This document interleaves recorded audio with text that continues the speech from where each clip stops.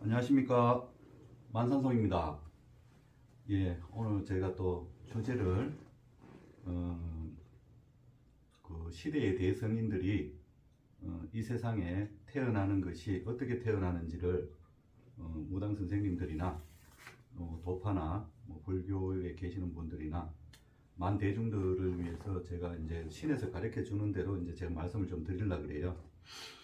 그 이제 또 제가 강의를 이렇게 하다 보니까 뭐 질문들이 여러 가지가 들어오고 하는데 또 많이 들어온 질문이 또 그래요.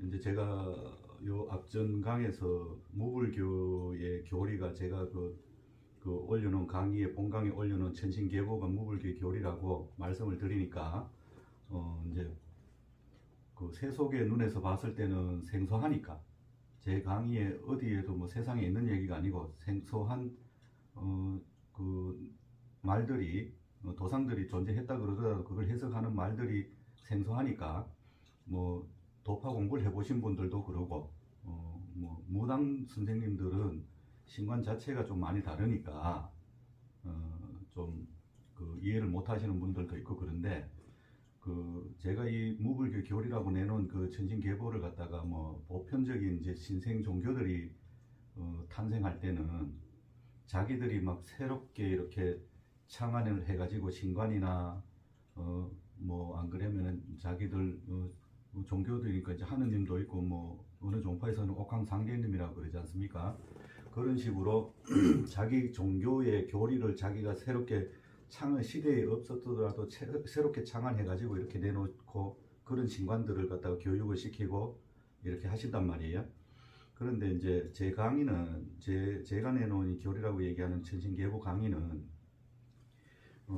전 세계에 이래 보면은 수천 년씩 됐는 종교들이 뿌리가 어디서 원류가 어디서 도출돼서 그게 나왔는지를 명확하게 가려내는 말들을 하지 못하고 단순히 이제 자기들이 설정해 놓은 그대로 자꾸 이렇게 따라와갖고 자꾸 말이 자꾸 변한단 말이에요, 시대마다. 그러다 보니까 지금 원류가 어디서 뿌리가 어디서 나왔는지를 모르는 종교들이 많아요. 이렇게 둘러보면은 얘기 들어보면은. 그런데 그 수천 년 된 종교를 제 강의를 이렇게 보시면은 도상이나 그 뭐 복희팔계, 문왕팔계, 정엽팔계를 이렇게 해석하는 거 하고 이런 천부경이라든지 이 전체적으로 이제 맥락을 이래 보면 세계에 남아 있는 오래된 수백 수천 년 된 유물들이 그게 전부 다 신의 몫으로 잡혀 있었던 건데 지금 현대인의 눈으로 그걸 갖다가 해석을 하려 그러면은 전부 다 의아하고 그냥 추정일 뿐이죠. 그 신관 개념을 배제하고 학자들이 자꾸 그 근거만 제시하니까 이러지 않겠나라고 해석이 나와서 그런데 제 강의를 보시면은 그 또 제 강의를 보시는 분들이 제가 이렇게 이렇게 대할 때 저는 솔직히 편한 분들이 어떤 분들인가 하면요. 아예 종교 개념이 없었거나 아예 신에 대한 관심이 없었던 분들이 제 강의를 들으면은 제가 하나부터 열까지를 다 설명을 드려야 되기 때문에 굉장히 힘듭니다. 그리고 뭐 그런 분들을 제가 억지로 세뇌를 시켜갖고 뭐 이렇게 끌고 가고 싶은 생각도 없고요. 그런데 많은 종교에서 뭐 10년, 20년씩 여러 종교를 거치면서 그 종교들에서 이해가 안 가고 종교를 여러 가지 거쳐갈 때는 이해가 안 가고 이해가 안 되고 납득이 안 되니까 자꾸 그 종교를 바꾸는 거 아닙니까? 그러면서 특히 또 도파의 공부를 갖다가 이 도파 저 도파에서 막 여러 가지 논거를 제시하는 걸 갖다가 공부를 해봤는데 이해가 안 가시고 이렇게 문제 제시는 많이 되신 분들이 제 강의를 보시면은 오히려 저는 그런 분들을 이해시키기가 더 쉽습니다. 그런데 그런 분들이 문제를 알고 질문을 하시기 때문에 그 한 부분씩만 이야기해 드리면은 그게 이해가 빠르시거든요. 그런 분들이 아예 종교나 이렇게 관심이 없던 분들보다가 이렇게 이해시켜 드리기가 빠르죠. 그래서 그런 분들이 이제 연락이 오면은 또 이해되는 부분이 많다고 이제 납득을 하시는데 그런데 이 세상에 수천 년 그래도 이제 전 세계적으로 신의 역사야 하늘 세계에 실제 존재하는 그 역사야 수만 년 됐다고 하지만은 그 역사 속에서 천신에서도 계보를 만들고 하는 시간 동안 이제 와서 6천년 전에 처음에 시작해가지고 이 인간 세계에다가 천신에서 인간이 어떻게 살아야 되는지 이렇게 6천년 전부터 공부를 시켰단 말이에요. 그래서 그 공부를 시키기 위해서 수많은 대성인들을 갖다가 이 세상에 하늘 세계에서 이 세상으로 태어나게 했단 말이에요. 그런데 이분들이 중생들을 가르치자고 했던 그 시대, 뭐 이렇게 지금으로 봤을 때 6천년, 5천년, 4천년, 뭐 3천년 이렇게 흘러내려오면서 수많은 흔적들이 세상에 남아 있어도 그거를 갖다가 보편적으로 그 뭐 역사학자나 아니면은 그 유물을 갖다가 이렇게 이렇게 연구하시는 그런 학자들 눈에, 인간 눈높이의 신관을 가진 분들 눈에서 해석이 돼 버리니까 전부 다 오류가 나 있는 거예요. 그리고 그러다 보니까 또 특히 뭐 무당들은 그거를 해석하게끔 이렇게 타고나지 않았었기 때문에 이때까지.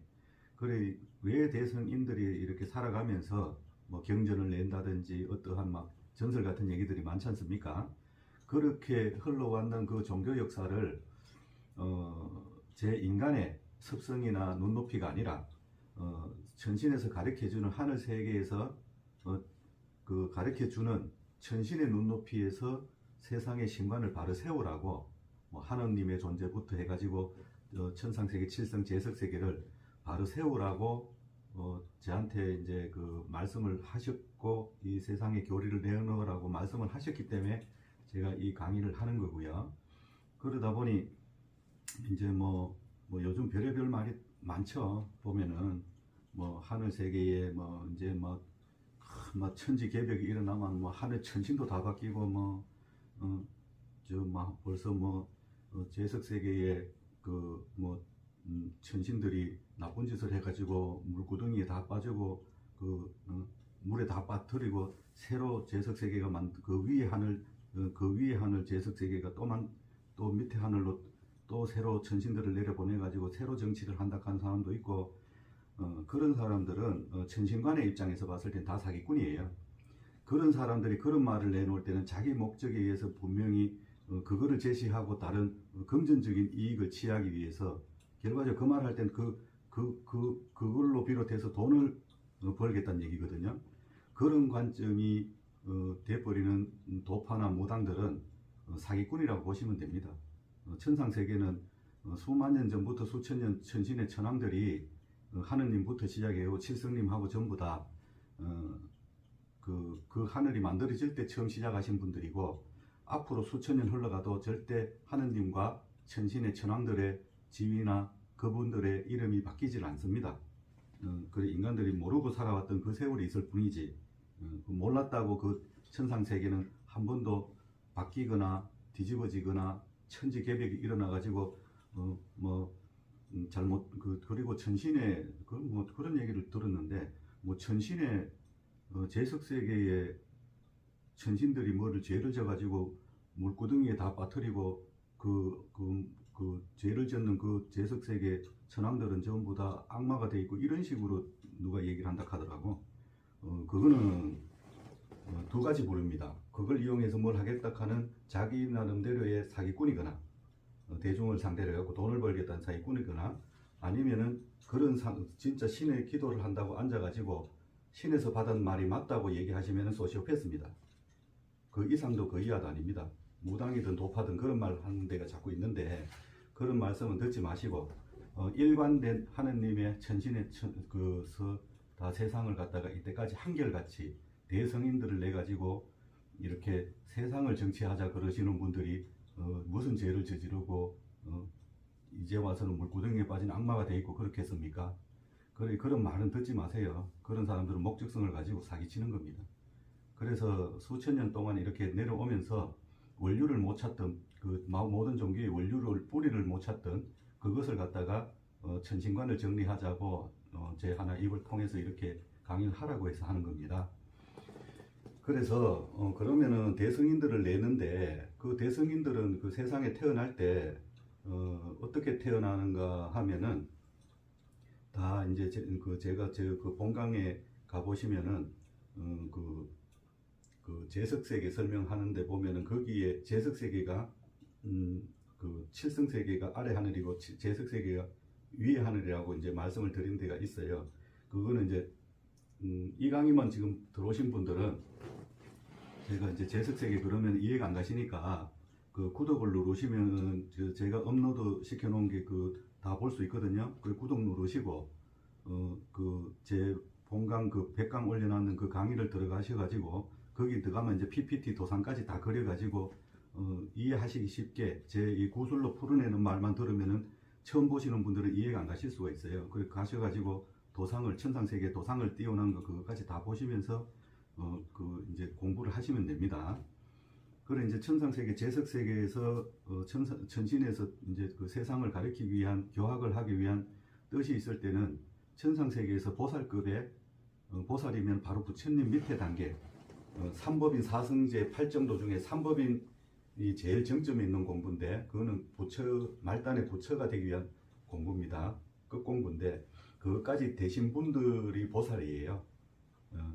그 이제 부처는 그 다음 단계고 그 삼법인까지 다 달성하신 분들이 보살급인데 거기에서도 수송한 분들을 세상에 내려가지고 인간들을 교학을 하고 하라고 이제 그 세상에다가 태어나게 합니다.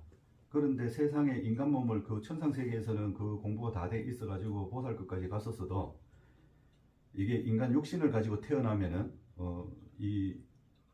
다 잊고 태어난단 말이에요. 다 잊고 태어나는데 그 삶이 존재의 이유가 분명하기 때문에 그 삶이 살아가면서 이런 생각 저런 생각 또 현실에 부딪히면서 스스로가 이렇게 가면서 하면 벌써 다른 사람과 다른 길을 가게 됩니다. 그런 사람은 뭐 18세, 19세, 20세 넘으면은 자기 본성대로 타고나온 목적에 맞는 이제 뭐 때로는 뭐 도파가 될 수도 있고 도파가 됐으면은 노자의 길을 갈 거고 부처님 줄로 태어났으면은 그 뭐 석가모니 부처님 같이 그렇게 누가 가르치지 않아도 그렇게 이렇게 자기 발로 찾아가는 길이 생겨요. 이 천손들은 그 성인들은 그렇게 해가지고 또 무당은 또 무당길 갈 거고 다 그렇게 태어나 그 자기 본성대로 찾아가게 돼 있습니다.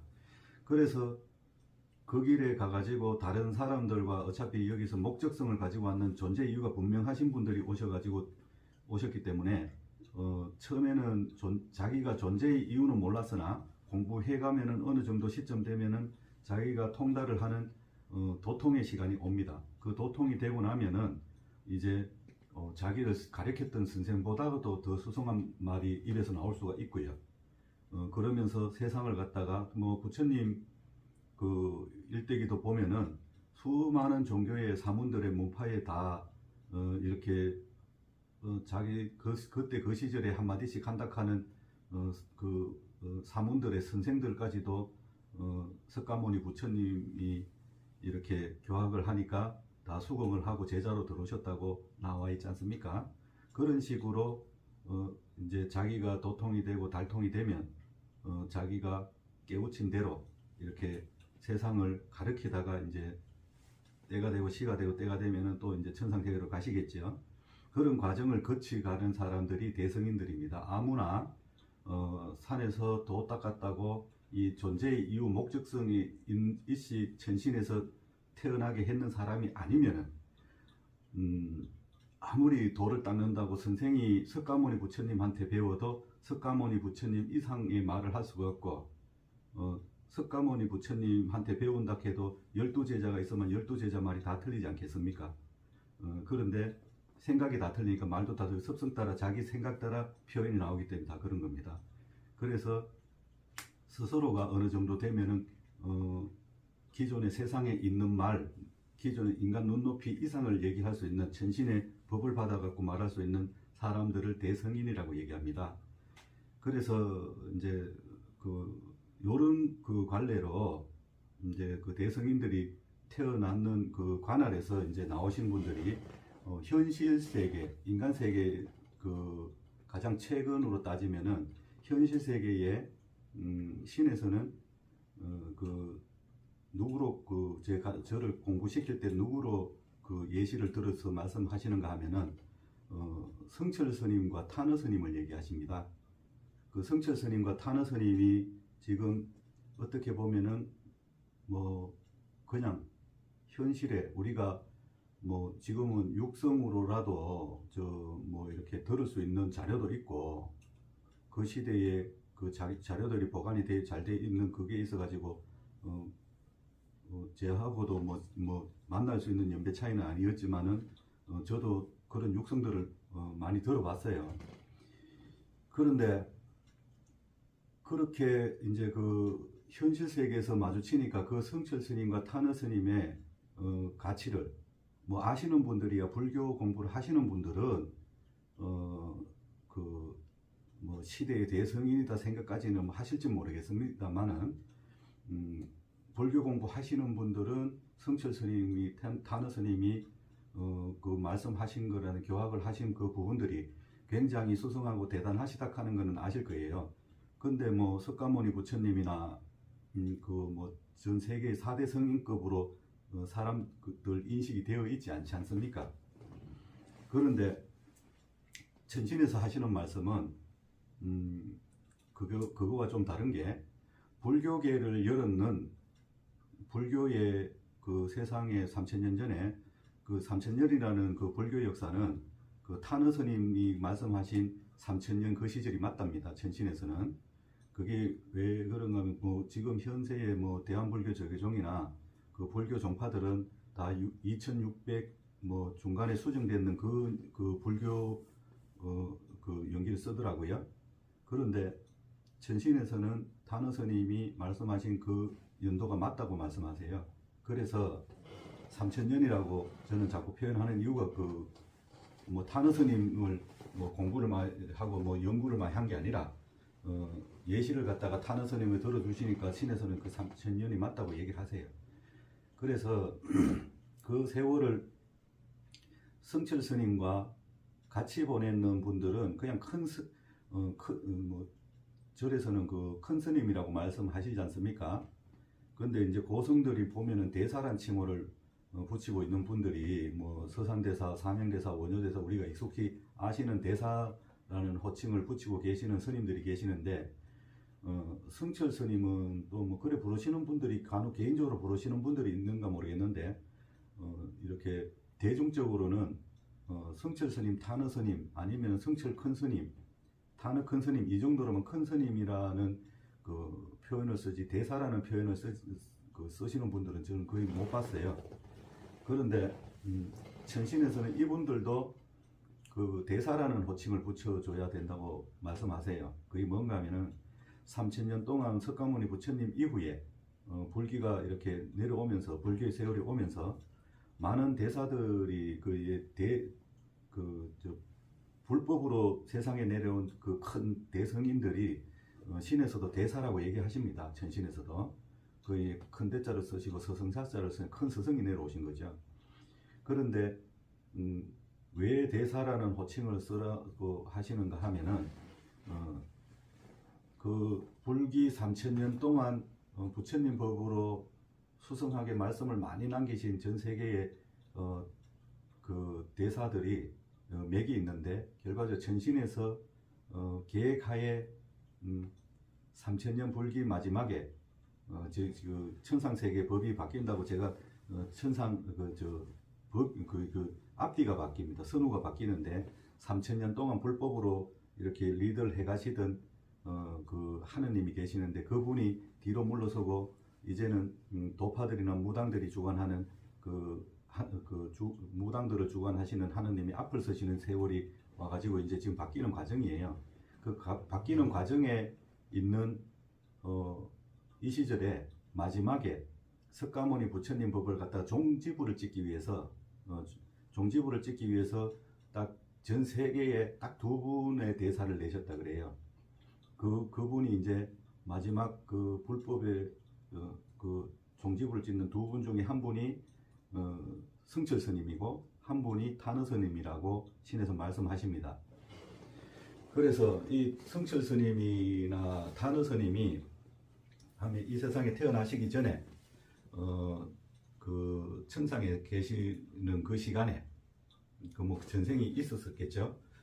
전생에 이제 말단에 이제 천상세계에서 공부를 하시면서 보살 단계까지 가신 분들이에요. 보살 단계까지 스스로가 그 이제 벌써 다 이루신 분들이고, 이제 와서 세상에 왔을 때는, 세상 눈높이에서 봤을 때는 뭐 성철 스님 뭐 이렇게 얘기 들어보면은 뭐 8년 뭐 장자부라도 하셨다 그러고 막 이러시지만, 결과적으로 그거는 복귀시키는 과정이에요. 타너 스님도 마찬가지고 그 많은 공부를 하시고, 이 두 분의 특징이 유도부를 다 공부하셨다 하는 얘기는 뭐 무수히 나오는 얘기들 아닙니까? 그래, 유도불이 그 삼법인 사성제 8정도 중에 8정도가 유고, 사성제가 그 도고, 삼법인이 저 부처란 말이에요. 불의 공부인데, 그래 불의 공부인 이 보살 단계까지 가신 이 삼법인 공부까지 하면 천상세계, 제석세계에서 공부가 다 되시는 그 제석세계 얘기하고 삼법인 얘기하니까, 이 내용은 제 본강에 천신계보 찾아보시면 다 나오니까 거기 가서 보세요. 그래 이제 그거를 삼법인까지 다 공부하신, 정점의 공부까지 다 하신 분들이 이 세상에 태어나 가지고 인간 육신으로 태어나다 보니 모든 것을 이제 다시 망각하고 시작을 하니까, 그거를 복귀시키면서 찾아가는 시간들이 수행의 시간들이었지, 그분들이 이 세상에 오기 전에 아무것도 아닌 게 아니었습니다. 그래서 보살급 중에 수승한 분들이 마지막에 석가모니 부처님 그 불법의 3000년의 종지부를 찍기 위해서 내려오셨다 그래요. 그러면 이제 두 분이 내려오셨을 때는 분명히 역할이 틀립니다.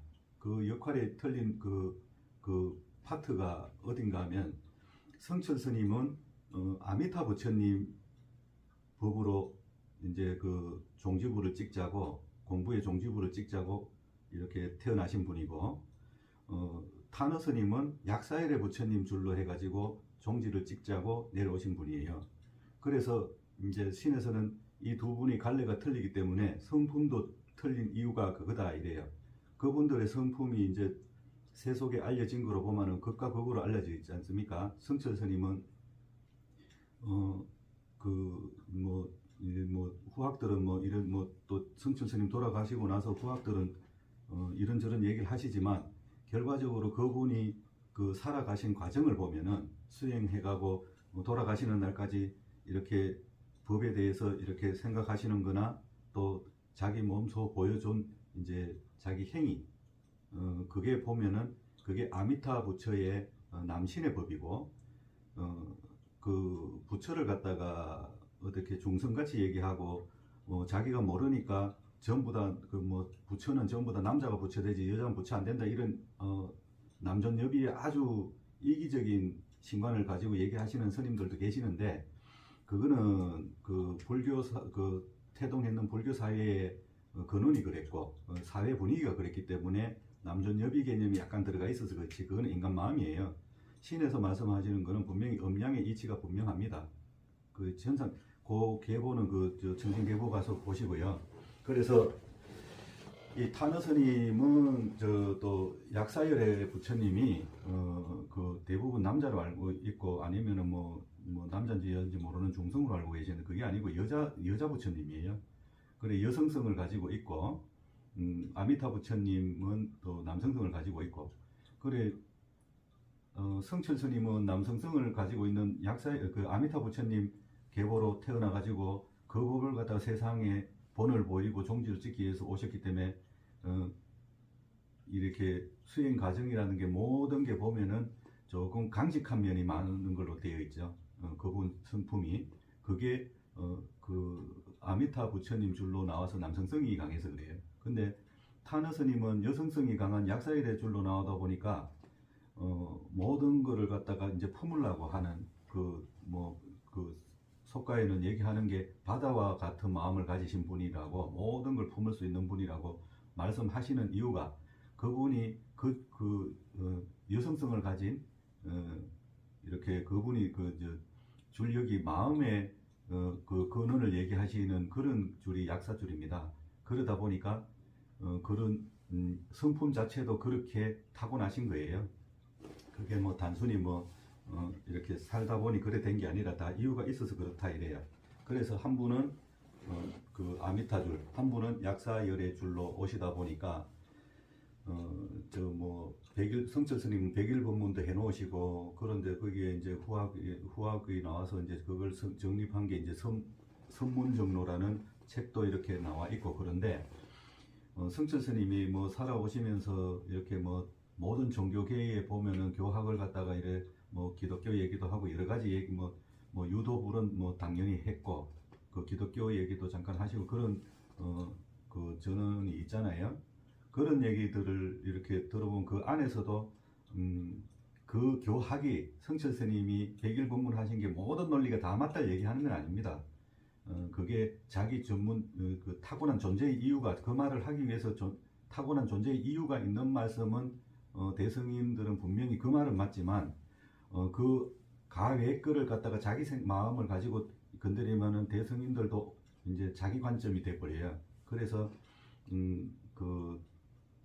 저 불법이나 유도불을 말씀하신 그 분야에서는 뭐 과학 얘기도 하고 여러 가지 얘기를 하셨는 것 같더라고. 그런 부분들은 차치하고 일단 유도불에 이렇게 가는 과정이나 이런 그 말씀들은 그래도 대중들이 마음에 새기고, 그리고 중요한 거는 그 말씀하신 그 은행에 무엇이 있는 게 아니라 말 속에 말 단어 토시 한 개 한 개에 뭐가 있는 게 아니라 그분들이 그 말을 하시는 그 맥락을 판단을 잘 하셔야 되고요. 그리고 그분이 그 행을 하셨던 근본적인 마음과 정신을 보시는 게 관건입니다. 그런 분들은 이제 그 대성인들의 공부를 보시려면은 그건 천신에서 그렇게 말씀하세요. 너무 말의 단어 토시 하나에는 집착하지 마라. 그렇지만 그 사람들의 행을 봐라. 행과 전체적인 가지고 있는 정신과 수행을 하는 사람들의 정신과 그 본을 보이기 위해서 아미타줄의 마지막에 종지를 찍자고 태어나신 분이라고 말씀을 하세요. 그렇기 때문에 뭐 이제 성철 스님 말씀을 하면은 후학들이 그건 뭐 그 제가 조계종 안에만 있는 얘기가 아니고, 후학들이 뭐 요즘은 미디어나 이런 게 발달이 많이 돼 있으니까 성철 스님에 대해서 좋은 얘기 하시는 분도 있지만 또 다르게 생각하시는 분들은 조금 부정적인 말씀을 하시는 것도 제가 들었었어요.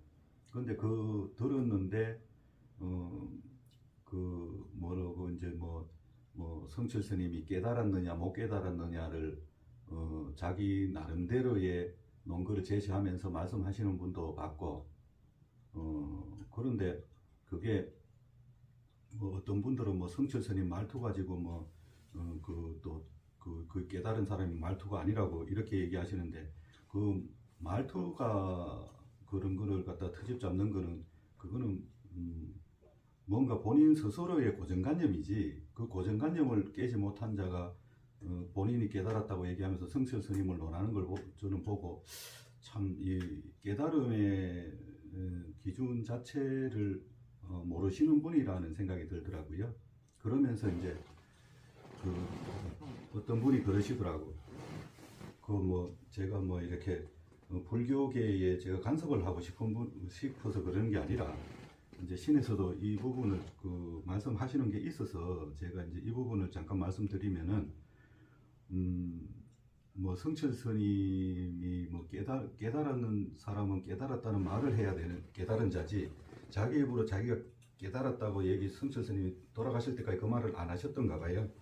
그래 이제 자기가 깨달지 못했으니까 깨달았다고 얘기를 못하고 죽지 않았냐고 이렇게 말씀을 하시는데, 거기에 대해서 반박이라기보다는 신에서 가르쳐주는, 도에서 가르쳐주는 방식대로 말씀을 드리면은 그 깨달음이라 하는 생각 자체가 없는 상태까지 가야 됩니다. 최소한 삼법인 사성제 8정도 중에 8정도는 중생세계 윤리적인 개념이 공부고요.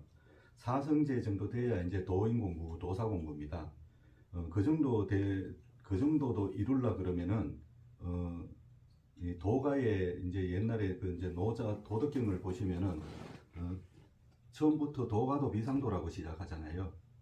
근데 이제 뭐 도가도 비상도를 갖다가 이제 그냥 그 그냥 글자로 그냥 풀이를 해버리면 속뜻을 그 개념을 한문이라는 게 그 속뜻을 정확하게 읽을 줄 알아야 되는데 결과적으로 그냥 통상적으로 이렇게 그걸 이제 주석을 다시는 분들은 보면은 뭐 도를 도라고 말하는 순간 도가 아니다 이 정도로만 그러면서 그 뒤에 이제 주석은 막 몇 장씩 되잖아요. 그런데 이거는 도를 도라고 말하는 순간 도가 아니다 라는 말이 다르게 그 신에서는 다르게 얘기하시더라고요. 도를 갖다가 수행하는 사람이 도를 해보겠다고 마음 먹고 앉아있는 그 마음 자세를 가진 도를 이루어보겠다고 앉아있는 그 순간에 버리지 못하는 그 마음이 자기 도라는 게 전부 다 공이거든. 비워라기 때문에 도를 도라고 말하고 도를 수행을 해가지고 내가 뭘 깨우쳐 보겠다고 앉아있는 그 순간에 그 마음이 자기 발목을 잡기 때문에 결과적으로 그 사람은 도를 이룰 수 없다를 얘기하는 겁니다. 이 도사에서는 다 그렇게 전신에서는 그렇게 말씀하시는데 그러니까 도를 도라고 말하지 말고 수행자가 내가 수행한다고 생각하지 말란 얘기입니다. 수행은 그냥 그 자체가 자기가 하나의 삶의 과정에서 깨우쳐지는 게 도지 그렇다고 이 중생 삶을 얘기하는 게 아닙니다. 산사나 어디 가가지고 그 행을 하면서 어차피 목적이야 다 그런 법을 이루고자 하시는 분들의 목적이 있겠지만 그렇지만 그 수행자가 내가 도를 해봐야지 내가 근기를 수성하게 올려가지고 뭘 이루어 봐야지 내가 도사가 돼 봐야지 내가 이렇게 하면은 도라고 얘기하는 순간 거기에 대한 그 단어 자체에 대한 허상이 생겨버린단 말이에요. 그런 망상을 피우게 된단 말이에요. 누구든지.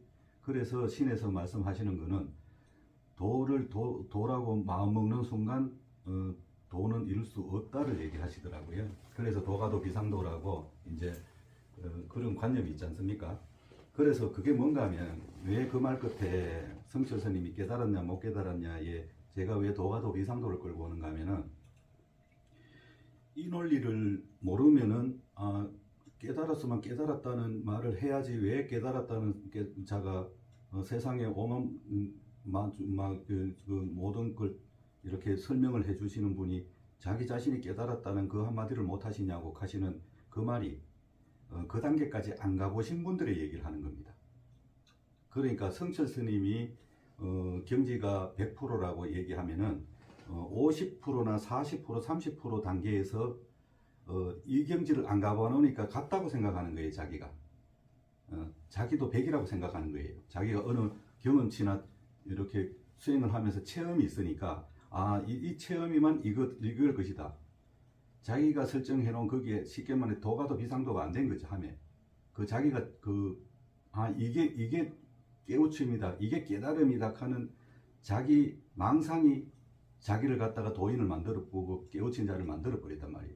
그러니까 성철 스님 단계가 100이라고 하면 자기가 20, 30에 머무르는 자가 자기도 100을 이뤘다고 생각하면서 성철 스님을 보니까 성철 스님이 왜 깨달아놓고 깨달았는 걸 갖다 말 안 하냐는 자기 궤변이 나오는 겁니다. 그런데 진짜 내 입으로 내가 깨달았으라고 나올 수 있는 표현이 나올 수 있는 사람은 그 단계까지 가면은 거기에서 깨달은 말을 할 뿐이지 자기가 깨달았다는 허상과 망상에 사로잡히지 않습니다. 그런데 이건 천신에서 분명히 이렇게 그 정리를 하시는 부분입니다. 이거는 어차피 천신도 도라는 게 전부 다 이 세상의 논리가 아니고 삼법인 사성계 팔정도가 제 강의 보시면은 전부 다 재석세계 천상세계 논리인데 그 논리 기준이면 신에서 정했는 게 맞지 인간이 정하는 게 맞는 건 아니잖아요. 인간 세상을 그걸 교학을 시키기 위해서 천신들이 잡아놓은 기준이기 때문에 그거 기준은 어디가 맞냐 그러면 인간 세계가 신을 왜 따라가나 하겠지만 결과적으로 죽으면 다 사람들도 천상세계로 가기 때문에 그 세계 논리가 이 도의 공부는 그 세계 논리가 맞는 겁니다. 인간들이 자기가 하면서 자기가 깨우쳤다고 얘기하는 순간에 그 사람은 깨우칠 수 없는 사람이 따지면 자기 관념에 자기가 사로잡혀서 망상 피우고 있으면서 자기가 깨달았다고 얘기할 수도 있고, 어떠한 현상을 갖다가 나타나는 걸 보고 아 이게 깨우침이구나라고 기도 도파들 그렇게 수행하면서 그런 걸 많이 봤어요. 눈에 뭐가 보였기 때문에 깨달았다 하는 사람도 있고, 이게 깨달음이라는 그 가치가 참 모호한 얘기인데요. 모호하다는 얘기가 정체가 없다는 얘기가 아닙니다. 그걸 설명드리기가 좀 난해한데 쉽게 표현하면 뭔가 하면은 성철 스님도 가는 과정에서 이제 후학들한테 그 말을 하셨다 그러더라고. 돈오 돈수가 돼야지 뭐가 돈오 점수냐고. 이제 그것 때문에 후학들이 뭐 성철 스님 살아 계실 때는 어땠는가 모르겠는데 뭐 이렇게 보면 후학들이 거기에 반론을 제시하는 것도 나오고 그러더라고요. 돈오 점수가 맞다고. 인간이 어떻게 한 번에 깨우칠 수 있냐. 점차적으로 한 개 깨우치고 또 가다 또 깨우치고 또 깨우치고 또 깨우치고 이제 그렇게 돈오 점수가 돼야지 뭐 깨우쳤다고 그때부터 수행도 하지 않고 모든 걸 내려놓는다는 그게 말이 안 되지 않느냐. 그리고 한 방에 깨우칠 수 없다라고 얘기하시는 그게 신에서 제가 가르쳐 주시는 대로 말씀을 드리면은 그게 돈오 돈수도 맞고 돈오 점수도 맞습니다.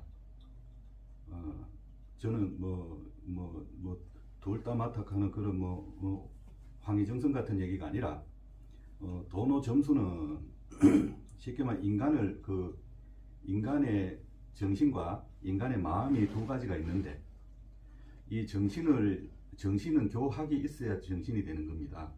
그렇게 우리 같은 이제 신의 말을 듣고 가는 사람은 신에서 가르쳐 준다든지, 아니면은 그 스님들 같은 경우에는 선지식들이 다 계시잖아요. 은사 스님이나 안 그러면 한소식 하신 분들이 진짜 안 그러면은 어디 그 법문이 나오는 경전을 놔두고 거기에서 답을 찾겠다고 할 수도 있고, 이런 식으로 정보가 있어야 되는 겁니다. 정신이라는 게. 그래서 어떠한 정보를 가지고 내 스스로가 이제 머리로 인식해 가지고 거기에 대한 깊은 깨달음이 있는 겁니다. 그 깨우침이 있는 겁니다.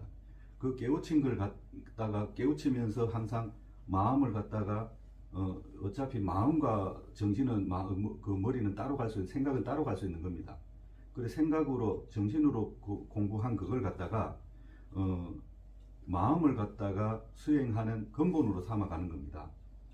그래서 모르면 3살짜리 애가 아무것도 모르는 상태에서 쉽게 말해 늑대 밑에서 살았다. 그러면은 그게 교학이 되지 않고 그러면 늑대의 행동 이상도 못하는 겁니다. 그게 우리가 늑대 소년 얘기같이 그런 개념이 다 어떻게 보면 교본 같은 얘기인데, 그렇기 때문에 수승한 선생을 만나 가지고 이렇게 가르침을 듣고 가르침을 들었는 걸 갖다 마음에 일어나는 마음을 수행하는 과정이, 그게 한 개 머리를 깨우치는 거는 머리로 계속 깨우쳐 가지고 몰랐던 걸 새로 알고 몰랐던 걸 새로 아는 건 돈의 점수지만, 그걸 갖다가 마음에서 일어나는 일어나는 파도 같은 걸 깔아앉히고 옳은 관념의 공부, 머리로 했는 공부가 마음에서 정리가 돼 가지고 마음이 안정이 되고 더 이상 안 좋게 일어나지 않는 그 하나의 깨달음을 얘기하는 게 돈오 돈수입니다. 돈오 점수는 머리로 아는 거고 마음으로 아는 게 돈오 돈수를 얘기하는 겁니다. 그래서 신에서는 뭐 하시는가 하면은 처음에는 정신이 마음을 가르치고 마음이 열리고 마음이 수행이 돼 가지고 이렇게 되고 나면은 그 다음부터는 마음이 정신을 지배한다 이래요. 왜 그런가 하면 정신은 계속 이해덕실에 따라서 취합해 가지고 자꾸 많은 생각들을 만들어내거든요. 그렇지만 이 마음이 한번 굳어지고 나면, 이 굳은 마음이 생기고 나면 그 다음부터는 정신이 딴 데로 가려고 하면 마음이 붙잡는 겁니다. 자꾸 마음이. 그래서 마음이 굳어져 가지고 마음 수행이 되신 분들하고 머리가 수행이 되신 분들하고 차이를 얘기하는 거예요. 머리는 끝없이 깨우칠 수밖에 없죠. 가다 보면.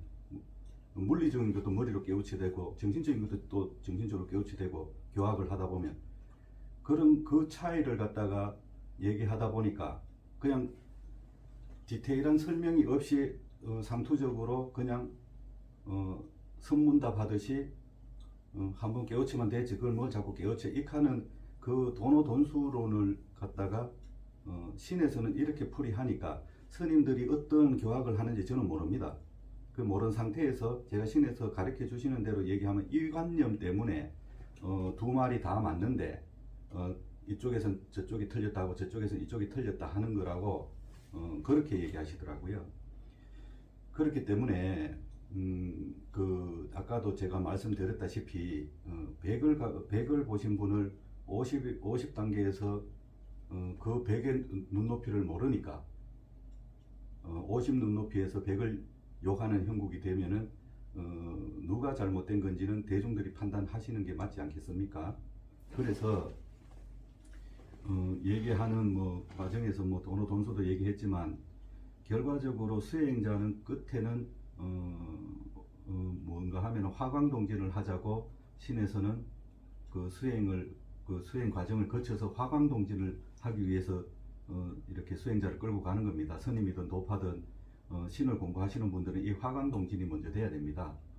그 화광동진은 이제 뭐 스님들이야 뭐 이 화광동진의 문구를 아시겠지만 도파에서도 거의 모르는 분들이 많아요. 그 화광동진이라 하면 제 본강에도 잠깐 얘기했었는데 간단하게 말씀드리면은 빛을 감추고 먼지와 뭐 같이 간다 뭐 이렇게 그 단순 논리로 설명할 수 있지만은 그걸 갖다가 도의 세계에서도 도사에서도 화광동진이라고 얘기하시는데 그게 뭔가 하면은 극존이나 이렇게 수행자가 이렇게 몸으로 그 신이나 도의 신령이나 내려와 가지고 이런 머리를 깨우쳐 주시면은 그 존재가 빛나면은 쉽게 말해 석가모니 부처님 같이 인간이 석가모니 부처님 같이 번쩍번쩍거리고 금불로 앉아 계시면은 그 말을 듣는 그 입에서 나오는 말은 지금 전부 다가 굉장히 중요한 막 그 진짜 막 구슬 같은 그 말씀을 하시지만 주옥 같은 말씀을 하시니까 듣기에는 좋고 그렇지만 그 사람들 대중들이 그건 부처님이니까 하실 수 있는 말이지 우리 대중이 어떻게 따라가 하면서 행은 안 한단 말이에요. 그렇기 때문에 빛을 감추고 그 극존의 개념을 갖다 빛으로 표현한 겁니다. 그 빛은 안으로 감추고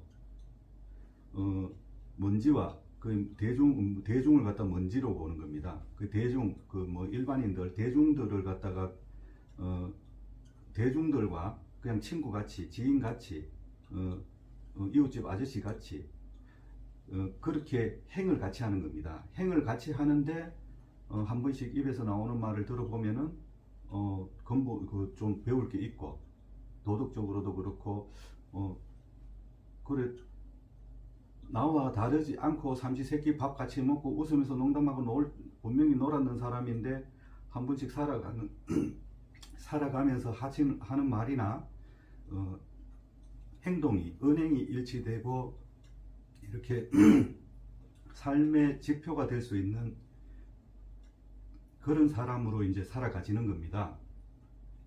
그러니까 옆에서 봤을 때는 나와 다르지 않은 내 친구가 내 선배가 내 동생이 나와 같이 아는 저 인간이 말과 행동이 내보다 나아요. 그러면 그 세월이 1년 가고 2년 가고 옆에 있는 사람이 그렇게 되면은 나도 모르게 그걸 본받게도 되고 그렇게 되는 겁니다. 그래서 그러면 목적지가 어디냐 하면은 그렇게 해가지고 선행을 하는 보살행으로 가자는 얘기입니다. 그게 화광동진이에요. 그 대중을 갖다 교화시키는 방법이 내 스스로가 반짝반짝 빛나면서 선문답 같은 얘기나 줄줄 풀어놓고 대중을 갖다가 세뇌시켜 교화시키려고 하는 게 아닙니다.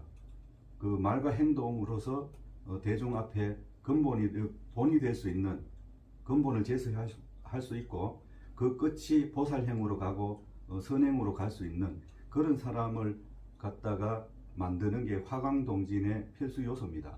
그래 도인이 자기 스스로가 특이하고 기이한 행동을 하고 기이한 말을 하고 내가 뭘 봤다고 해서 내 입에서 달통했는 말 같이 막 나오면서 그 내가 이 세상 물리가 다 터졌으니까 나를 따르라. 나한테 뭐든지 물어봐. 부처님 공부하신 분 중에서도 이런 분이 많고요. 도파 공부는 더 하고요. 뭐 무당들도 뭐 그런 사람 많아요. 그런데 모든 삼라만상의 이치를 전지전능하게 부처님같이 내가 다 아니까 나한테 모든 너 인생 살아가는 일거수일투족을 내한테 다 물어봐. 이러는 건 그거는 달통이 되고 도통이 터진 게 아니라 인간이 과대망상에 빠진 거예요. 그거는 회복이 안 됩니다. 이 도 공부하시는 분들은 이 화광동진이라는 말을 진짜 근거업자같이 생각하고 내가 혹시나 과대망상에 빠지지 않았느냐. 과대망상은 그거는 일종의 정신적인 문제, 정신적인 문제가 생겼다 이 말입니다. 그러니까 그거는 아무리 설명을 해줘도 상대방은 고치려 하지 않아요. 왜 하면 거기에 깊이 빠져갖고 자기 스스로가 자기 체면을 걸었고 자기한테 세뇌가 되어 있기 때문에 그거는 답이 없습니다. 그런 이제 그런 도파를 만나시는 대중들은 조심하시고요. 스님 중에도 그런 분들이 있습니다. 그런 분들은 굉장히 조심하셔야 돼요. 그래 이제 제가 이제 성철 스님 얘기를 이야기하다 보니까 너무 또 길게 했는데 그 이제 타너 스님도 이제 뭐 타너 스님은 그러면 그 약사열애 줄로 해가지고 공부를 대중들한테 무슨 본을 보이기 위해서 이 마지막 부처세계 공부 관할에서 최고 마지막에 약사열애 그를 갖다가 정립하려고 마지막에 종지를 찍자고 오셨는가 하면 화엄경 주석입니다. 그거는 뭐 유명하신 거 아닙니까?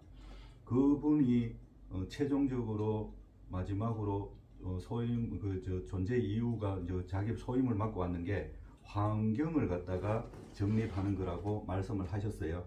뭐 화엄경을 보는 관점에 따라서 해석하는 게 분분하잖아요. 스님들도. 그런데 그 교보제를 세상에 내놓고 마지막에 불교 역사 3000년의 종지를 찍자고 화엄경 주석을 하자고 세상에 태어나셨는데 그거는 본인이 이렇게 정확하게 어떻게 보면은 세상의 뜻을 제대로 피고 가신 거예요. 근데 이제 그 가의 스님의 소임이 아니었던 세상에 이런 분들은 약사일액주는 세상에 또 이렇게 하고자 하시는 행들이 좀 있다 보니까 본인이 타고났던 자기 도력으로 할 수 있는 필 수 있는 그 법이 아니었던 걸 이제 세상에서 조금 만지신 게 있어요. 뭐 천부경이라든지 주역이라든지 뭐 정역이라든지 이런 부분은 대중들이 크게 관심을 갖지 말라 이래요. 그 타너 스님이 내놓으신 거는. 그러면 중요한 건 뭐냐 하면은 타너 스님을 이렇게 포커스를 맞추고 진짜 시대의 대성인으로 그 추대를 해야 되는 이유가 화엄경 주석입니다.